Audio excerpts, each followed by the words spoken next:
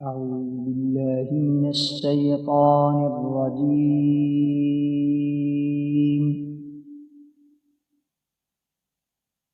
بسم الله الرحمن الرحيم. والنازعات غرقا والناشطات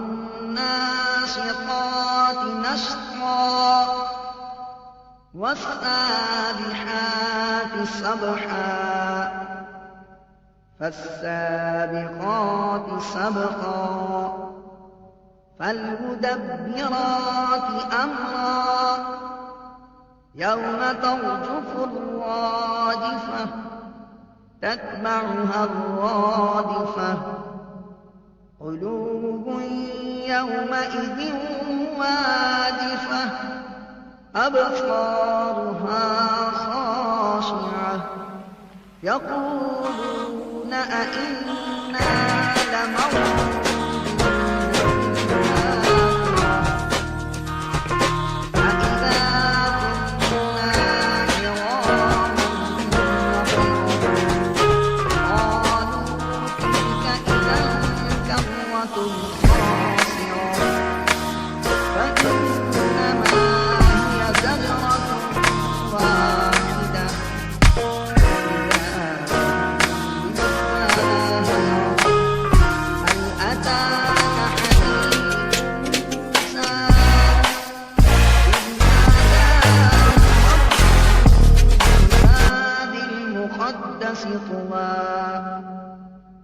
اذهب إلى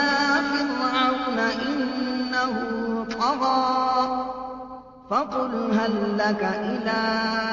أن تزكى وأهديك إلى ربك فتخشى فأراه الآية الكبرى فكذب وعصى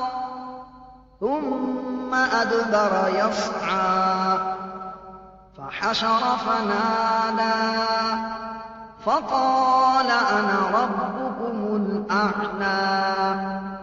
فأخذه الله نكال الآخرة والأولى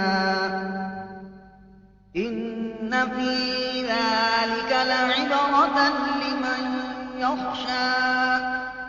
أأنتم أشد خلقا أم السماء بناها رفع سمكها فسواها وأغطش ليلها وأخرج ضحاها والأرض بعد ذلك دحاها أخرج منها ماءها ومرعاها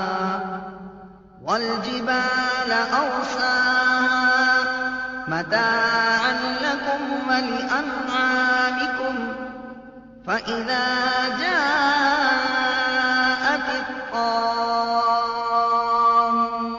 الكبرى يوم يتذكر الإنسان ما سعى وبرزت الجحيم لمن يرى فأما من طغى وآثر الحياة الدنيا فإن الجحيم هي المأوى وأما من خاف مقام ربه